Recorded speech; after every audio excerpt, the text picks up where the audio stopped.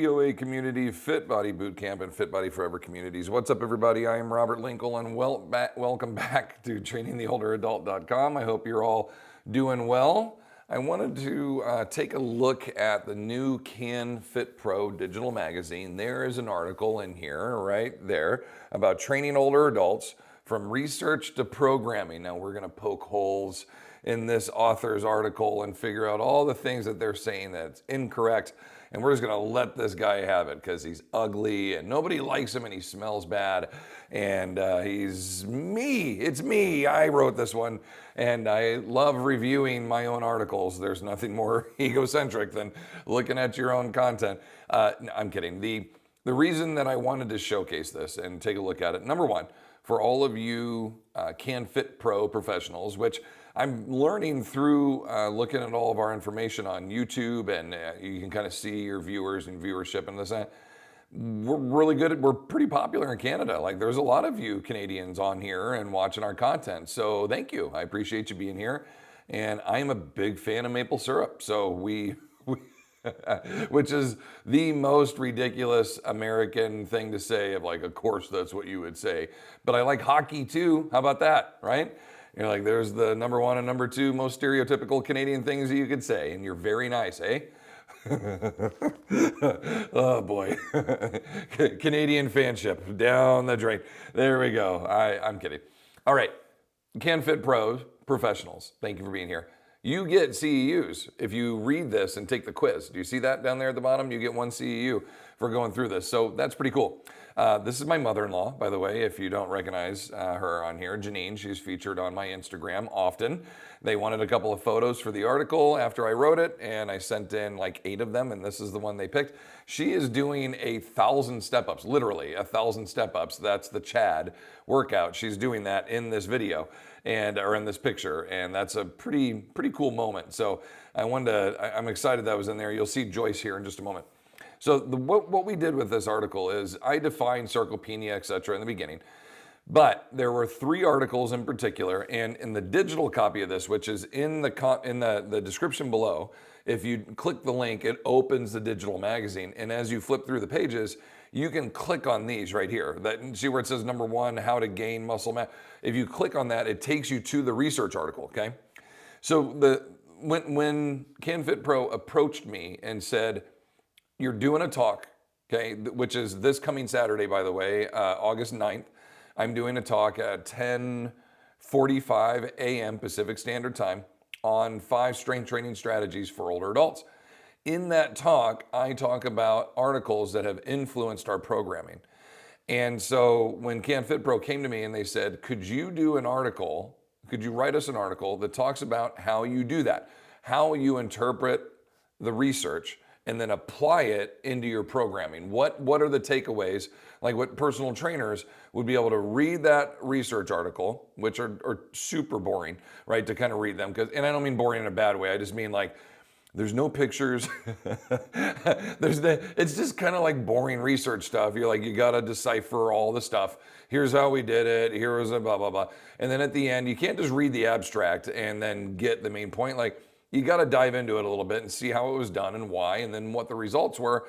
Then you can kind of plug that stuff in to what you do on a regular basis in your programming. So instead of teaching you how to do that, I just kind of showcase, like, here's a little bit greater detail of the abstract, but actually how to implement it in your programming. Like, here's the big takeaway, if you will. So I break down this first one, how to gain muscle mass for any and all ages, including the 85 plus older adult demographic. And we talk about that research article that came out November of 2023, and it was featured in the Washington Post and a couple other major newspapers around the world, really, where it looked at younger adults, older adults, older adults. They all implemented a very similar strategy, the exact same strategy. Everybody across the board made pretty drastic strength gains, suggesting that basic implementation of linear programming will give great result no matter the age. And that has been proven across the board, from 8 to 12-year-olds all the way up to 85 pluses. If you give people progressive overload, shocker, their bodies will get stronger and their bones will get more dense and they will become more capable. So we kind of talk about that, but specific, 12 weeks implementing how many reps and sets and how we'll load and how tempoed, etc.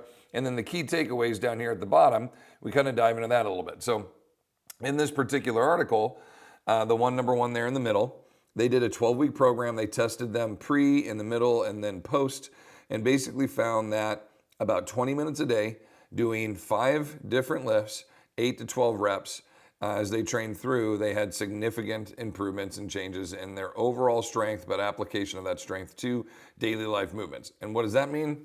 They tested their timed up and go, their ability to get up and down off the floor, how long their gait was, how fast their gait was, their grip strength, and their, I think that's it, body fat percentage, their BMI, okay? All that improved across the board. Everything improved across the board. So if you just do that in a basic format, right? Five exercises. It was chest press, row, pull down, quad extension, leg press. That's it. And I think I remember reading that they were gonna do hamstring curls because you got quad extensions and then leg press. Like you're kind of missing the other third of that would be the hamstring curl, because where they were doing this, the hamstring curl was a prone face down hamstring curl machine. I think I'm remembering that correctly, and nobody was comfortable doing that, right? Older populations, anybody really, doesn't really like laying forward downhill while you're hamstring curling behind you, but the majority of the participants were not comfortable doing that, so they just scratched it. So they ended up doing just 5 lifts, and that's the result that they got. So I kind of talk a little bit further about, hey, if you did free weights instead of machines, which there's nothing wrong with machines, great starting point, but free weights replicate more real life kind of situations, so that's there. And minimum of 20 minutes. Like, it doesn't have to be this huge, like, I gotta go train for 90 minutes every other day and start your Olympic, program. Like, it just 20 minutes a day of physical activity, bare minimum, is good. 30 is even better. 60 would be the best. But if you could, be active, lift weights for 20, 30 minutes, go for a walk or a ruck for 20, 30 minutes, do that every day, every other day, mix in your golfing and, pickleball, whatever else, that you're doing. That's the big takeaway from that one. Okay, next one was velocity training.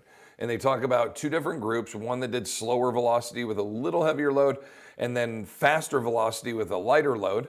And by loads, we need 60 to 80% on the eccentric and 40 to 80% on the concentric, the faster focus lifting. Both of them basically showed significant improvements in each respective category. The slower eccentric lifters got stronger at eccentric lifting, and the more dynamic explosive lifters got stronger at being more explosive and dynamic. However, when they switched the groups, both had improvements on the other categories as well, even though they didn't train that way. So it kind of shows you that any variation, any style of training will make you really good at whatever style you're doing, but collectively overall, it will make you a better, well-rounded athlete, if you will. Even though you're not doing a lot of velocity, high-speed stuff, you're doing a lot of slow stuff. When transitioning that over to the high-speed style of training, there's usually a pretty good return on that. So not as much as if you focused on it the whole time, but it's still pretty good. So the velocities that we put in there, I gave you the percentages, right? You're 60 to 80 and then 40 to 80. And the whole idea is to pick a couple of lifts that you can do, I would say on a daily basis, 1 lift, maybe 2, where you have a really slow, eccentric stretch of the muscles and then go. And then the next lift is, a deadlift, and you're coming up super quick, down, steady, super quick, down, steady, and you're trying for velocity. To have a lift in each workout where this one's slow velocity and this one's high velocity, right? And mix those up every week. Maybe you slow velocity your first workout on Monday, the deadlift, and you speed on the bench press. And then the next workout, you switch that. And then the next workout, you're slow, eccentric, overhead pressing, but you're pulling down quickly, right? And then the next workout, you switch that. So something along those lines, give you a little bit more of a application, velocity-based application to your lifting routine. Gives good variety, gives some good variations, etc. Here's Joyce, 80-plus-year-old Joyce, pushing the tank, so I like that photo. The last one is the sit-to-stand, STS, sit-to-stand, muscle power test. It's an easy, inexpensive, and portable procedure to assist assess muscle power in older adults. Very small typing on my screen. This is there's a 30-second version, and then there's a 5-rep test for time. We use both, but in this one in particular, we're doing the 5-second for time. So people start standing, they sit down, stand up, sit down, stand up 5 times, and you time it. And it kind of gives you a categorical breakdown, right, of where we should be. The average scores for men between 40 and 80, this is the average, was 5.96 seconds. And for women was 6.64 seconds. So if you're somewhere around those, you're not a huge fall risk. You're a fairly dynamic lower body person.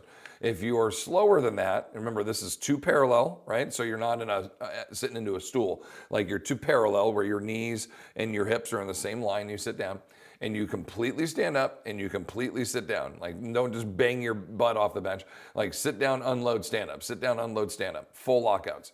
If you do that proper and you're looking at 5 to 6.5 seconds, somewhere in there, then you're in really good shape. Like we're not a huge concern for you falling down with every step that you take. But let's say it takes you 9, 10, 11 seconds, then you probably are. And this is a very simple way to assess and see if you are a concern. If you're a trainer that travels in-house into people's homes, this is a very simple way to assess that. You just need a chair, stopwatch, right? But if you can do this in-house, do it eventually with a load, train at different velocities, different tempos, different heights, different weights, and then come back and test it again in 6 to 8 to 12 weeks, something like that, and see how they improve. Well, you can see the drastic improvements that you can make with people. So this is a great assessment along with grip strength. You should have a pretty good idea of what the person is in front of you, generally speaking. If they have good overall body strength, if they need a little bit more focus, upper or lower, and you get like a pretty good snapshot, if you will, with minimal investment. Okay, you're looking at for dynamometer, 30 to 40 bucks off Amazon, something like that. And then the sit to stand, you just need a stopwatch. You got one built into your watch or your phone, or $5 if you need to buy one. Pretty simple. In conclusion, we just kind of talk about the demands on the body as we age. Assuming that plugging in these 3 research-based articles and the content I gave you of each of those, your pursuit of overcoming sarcopenia, osteopenia, osteoarthritis, obesity, etc., right? And then all your cardiovascular diseases in there too. Like this is a way to improve someone's quality of life well into their golden years. So I'm hoping this was a actionable piece of content. That is probably, I guess I say that often. This is very actionable. And what I mean by that is it's tangible content that you can take and plug it in and start using it, because a lot of times you read research and you're like, well, that's interesting. Now what do I do with it? Like you just don't know what to do with it. And that's the goal of this is let me talk about the 1,800 people that did this test and blah, blah, blah. Well, now if you give somebody a sit to stand test and their score is 9 seconds, you know exactly what you need to start working on, right?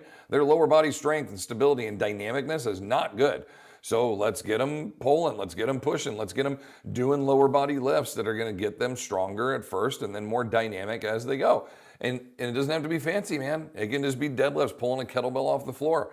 You could do so many different variations, from pull heights to speeds to slower tempos, higher tempos, heavier loads, add a band, take it away. Like there's a lot to do there that can have a tangible, applicable implementation, if you will, on daily life. But it's very simple to train in a small gym or even at home online. If you're an online trainer, you can do with your people that gets them better at this. So then when we come back and test and their 9-second score is now a 6.5 or a 7-second score, well, hey man, we are making huge improvements, and that's what we want. We want some fireworks, baby. That's what we want. Give me some fireworks. You're not going to do it. It does it all the time when I don't want it to do it, and there we go. And then when I ask for it, I think I turned it off by redoing. Okay, I guess if I do too many of them, it shuts it off. You saw it there. All right, 15 minutes. That's not bad. That's not a bad one. Go check out CanFitPro's July, August article and magazines. I hope you enjoy them. I hope you enjoyed this one. And got some really good actionable information that you can take from that article and plug it in with your people. Have a great day. Thank you all so much for being here. I love and appreciate everybody. Thank you. Subscribe, ring the bell, make sure you don't miss any of our content. And I will give you a full report from Fit Body World Conference, which goes down this weekend, and at the same time, the CanFitPro's annual, they're basically their global event, their global conference is in Toronto this weekend, which I'm excited. Next year, they will be on different dates, so I'll be able to attend both of these. But I'm excited to do an online presentation live from Las Vegas for CanFitPro. This is my 5th year in a row, I believe, of getting to present at this event. So really excited to still be a part of that, and hopefully to be there in person next year. Okay, everybody, have a great day. Make it a good one. Be safe. And until next time, continue to fight your good fight against sarcopenia. Take care.